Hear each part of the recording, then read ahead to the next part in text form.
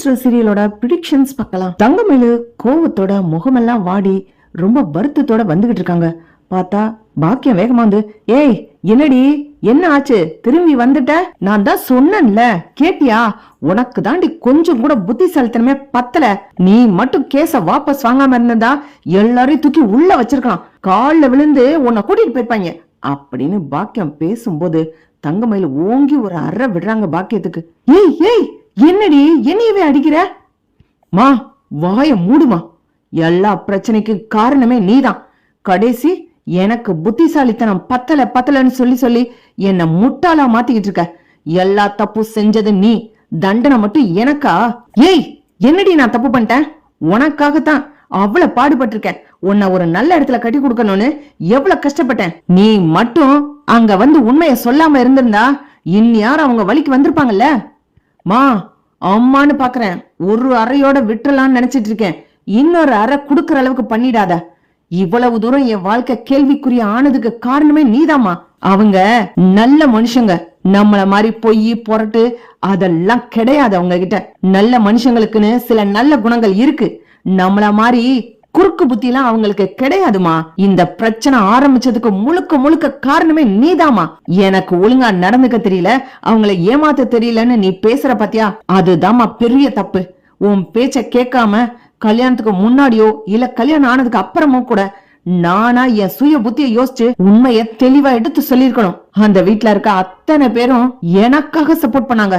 என் புருஷன் முதற்கொண்டு என்ன தலையில தூக்கி வச்சுட்டு ஆடினாரு. கடைசி நிமிஷம் வரைக்கும் என் மாமனாரும் மாமியாரும் என் பேச்ச கேட்டாங்க, எனக்காக சப்போர்ட் பண்ணி அவங்க பையனையே திட்டினாங்க. பொய் சொன்னது நீ, உன் பொய்ய காப்பாத்துறதுக்காக என்னை அப்படியே டியூன் பண்ணி அனுப்புனது நீ.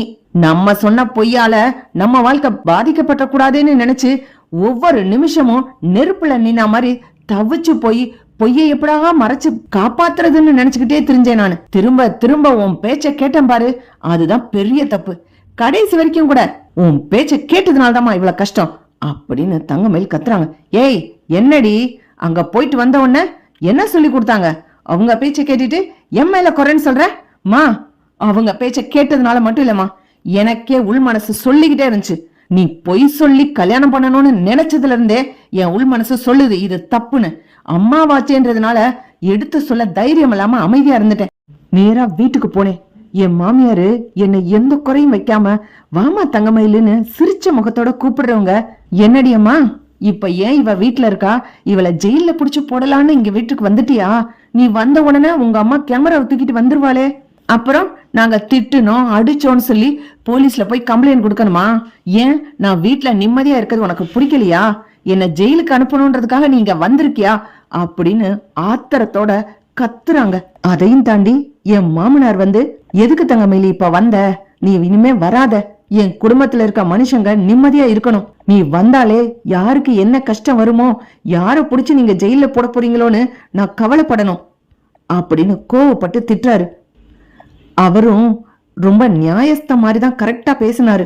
உங்க அப்பா அம்மாவை கூப்பிட்டு உன்னை வீட்டுக்கு அனுப்புற வரைக்கும் சரவணனோட கோபம் தனியட்டும், வீட்டுல இருக்க எல்லாரையும் ஏமாத்திருக்கீங்க, எங்களோட ஏமாற்றத்தை நியாயப்படுத்தி நாங்களே புரிஞ்சுக்கணும், அதுக்கு கொஞ்சம் கால அவகாசம் கொடுங்கன்னு சொல்லிதான் உன்னை வீட்டுக்கு அனுப்பணும். ஆனா நீங்க அத புரிஞ்சுக்கவே இல்ல. எவ்வளவு கீழ்த்தரமா ரோட்ல நின்னு சண்டை போட்டு எங்க குடும்பத்துல இருக்கவங்களுக்கெல்லாம் சாபம் கொடுத்தீங்க. அது மட்டுமா, சரவண ஆத்திரத்துல முன்கோபத்துல நீ அவனை படுத்துற பாட்டுல அவன் ஒரு கோவத்துல டைவர்ஸ் நோட்டீஸே அனுப்பட்டோம். உடனே டைவர்ஸ் கிடைச்சிட போதா? கோர்ட் இருக்கு, கேஸ் இருக்கு, அங்க ஜட்ஜம்மா இருக்காங்க, விசாரிப்பாங்க, கேஸ் நடக்கும். அது வரைக்கும் உங்களால பொறுமையா இருக்க முடியல. எங்க மேல பொய் கேஸ் கொடுத்தீங்கல்ல, அப்பவாச்சும் நீ வந்து கேஸ வாபஸ் வாங்கிருக்கலாம்ல. உங்க அப்பா அம்மா தான் தெரியாம புரியாம கொடுத்துட்டாங்கன்னு இப்ப வந்து அழுக தெரியுதுல்ல உனக்கு.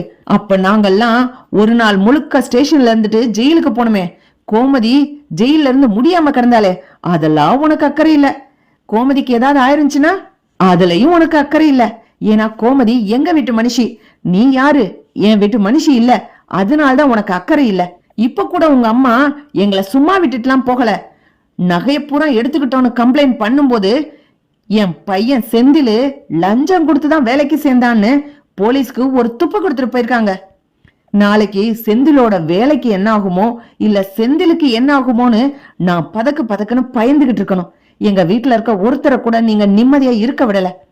அப்புறம் நீ மட்டும் இந்த வீட்டுக்குள்ள வந்து எப்படிமா நிம்மதியா இருக்க முடியும்? எங்க எல்லாரோட மனசையும் காயப்படுத்திட்டு இந்த வீட்டுக்குள்ள நீ நிம்மதியா இருந்துருவியா? யாரு முகத்தையாவது தெளிவா நிமிர்ந்து பாத்திர முடியுமா? உனக்கு அந்த தைரியம் இருக்காமா?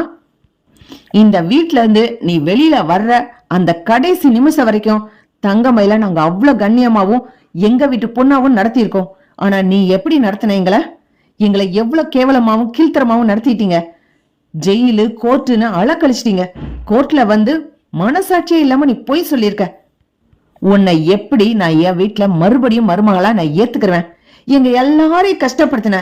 நான் ஆத்திரப்பட்டு உன்கிட்ட பேசுறேன். கோமதி கத்ரா, நாங்கெல்லாம் கஷ்டப்படுறத பாக்குற இந்த சரவணன் எப்படி உன் கூட நிம்மதியா திரும்ப வாழுவோம்? அத நீ யோசிச்சு பாத்தியா? நீ திரும்பவும் எங்க வீட்டுக்குள்ள வரக்கூடாதுன்னா எங்களால ஈஸியா வேலை செய்ய முடியும். போலீஸ்ல போய் ஒரு கம்ப்ளைண்ட் கொடுத்தா போதும். எங்களை பொய் கேஸ் போட்டு ஜெயில வச்சாங்க, கோர்ட்டுன்னு இழுத்து அலக்கழிச்சாங்க. இப்போ 80 பவுன் தங்க நகைய எடுத்துக்கிட்டோன்னு சொல்லி பொய் சொல்லி எங்களை ஏமாத்திட்டாங்க, எங்களை அவமானப்படுத்திட்டாங்கன்னு கேஸ் கொடுத்தோம்னா நீயும் உங்க அப்பா அம்மா 3 பேரையும் ஜெயில போட்டுருவாங்க. அப்புறம் நீ எங்க வீட்டுக்குள்ள வரவே முடியாது. எங்க வீட்டுல நீ இல்லாட்டி நாங்க நிம்மதியா இருப்போம்னு எங்களால அப்படியும் செய்ய முடியும். நாங்க அப்படி செய்ய மாட்டோம். உங்களை மாதிரி எங்களுக்கு புத்தி கிடையாது. ஒரு குடும்பத்துல இருக்கவங்க ஜெயிலுக்கு போனா அந்த குடும்பம் எவ்வளவு அசிங்கப்படும் அவமானப்படும்னு உனக்கு தெரியாது, ஆனா எங்களுக்கு தெரியும். ஏன்னா இந்த ஒரு 4-5 நாள்ல நாங்க போலீஸ் ஸ்டேஷனு ஜெயிலு கோர்ட்டுன்னு அலையிறோம். தெருல இருக்க ஒரு ஜனங்களும் எங்களை பாக்குற பார்வையும் எங்க கிட்ட கேக்குற கேள்வியும் அவமானப்பட்டு தலை குனிஞ்சு நிக்கிற மாதிரி இருக்கு. நாங்க எந்த தப்பும் செய்யல, எந்த பொய்யும் சொல்லல, யாரு பொருளையும் திருடல. ஆனா நாங்க அவமானப்படுறோம். அவமானப்படுற மாதிரி ஆக்கிட்ட. உன்னை எப்படி மனசார வீட்டுக்குள்ளே வான்னு கூப்பிட முடியும்? சரவணன் எப்படி உன் கூட சேர்ந்து வாழ்வான்? சரவணனை பார்த்து எத்தனை பேர் என்னென்ன கேள்வி கேட்கறாங்க. இது எல்லாத்துக்கும் காரணம் நீதானே தங்கமேலு.